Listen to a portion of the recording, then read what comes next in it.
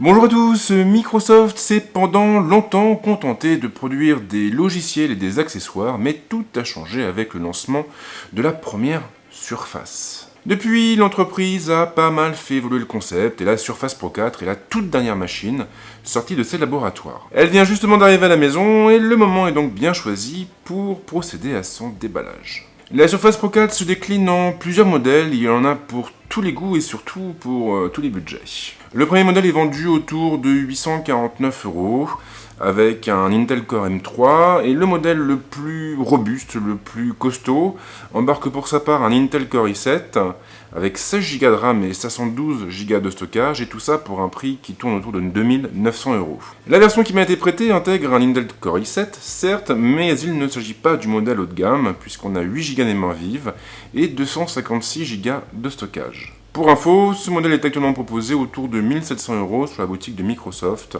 sans la Tab Cover bien évidemment, puisqu'elles ne sont jamais fournies avec les surfaces. Alors derrière, on a les mêmes caractéristiques techniques, on a donc un écran PixelSense de 12,3 pouces qui est capable d'afficher une résolution en 2736 par 1824, c'est quand même très précis. Nous avons aussi une puce TPM pour les entreprises, du Wi-Fi AC, du Bluetooth 4.0, nous avons un capteur de 8 millions de pixels, une caméra frontale de 5 millions de pixels, et une connectique qui est assez complète, avec un port USB 3, avec une sortie mini DisplayPort, et un port pour carte micro SD. En plus de la tablette, Microsoft m'a également fait parvenir la dernière Typecover et donc celle qui est équipée d'un lecteur d'empreintes digitales, lecteur compatible bien évidemment avec Windows Hello. Voilà pour les grandes lignes, maintenant le moment est venu de passer au déballage de l'appareil. La Surface Pro 4 est livrée dans une boîte assez minimaliste avec un visuel du produit et quelques infos sur sa fiche technique à l'arrière. En ouvrant la boîte, on tombe sur deux compartiments, le premier abrite la console et le second les accessoires. L'offre est assez succincte, dans la boîte nous allons trouver un stylet bien sûr, mais également le bloc secteur et c'est à peu près tout. Maintenant, puisqu'on en parle, le bloc a la bonne idée d'intégrer un port USB afin que nous puissions recharger notre téléphone en même temps que notre tablette.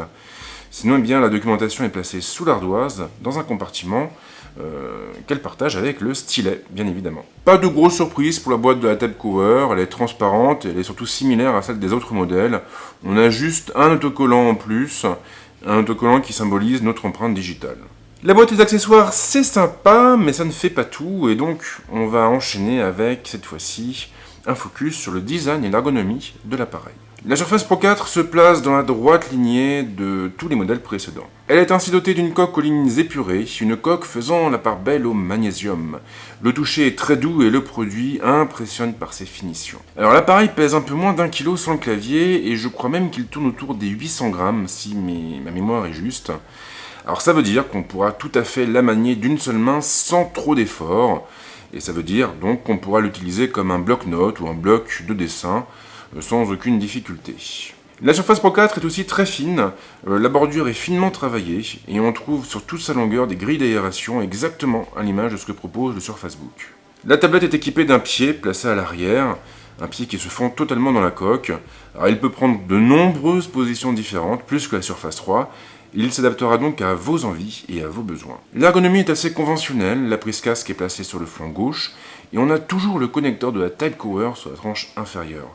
La connectique est déportée sur le côté droit, et là on aura aussi le port USB 3, la sortie mini DisplayPort, et tout le tralala habituel. Sinon, eh bien, les boutons, eux, sont placés sur la tranche supérieure et le slot micro SD est situé sous le pied de l'ardoise. Le clavier, pour sa part, semble très confortable. Les touches sont larges et bien espacées. Elle devrait donc conférer un certain confort de frappe. Même chose pour les pavés tactiles, suffisamment larges à mon goût. Le lecteur d'empreintes est placé à sa droite, il se fond merveilleusement bien dans le décor. On n'aura donc qu'à positionner notre doigt dessus pour lancer le processus d'identification. Les premières impressions sont plutôt positives, mais il faudra attendre mon test pour avoir mon verdict final. En attendant, n'hésitez surtout pas à vous abonner à ma chaîne pour ne pas louper mes prochaines vidéos. Ciao!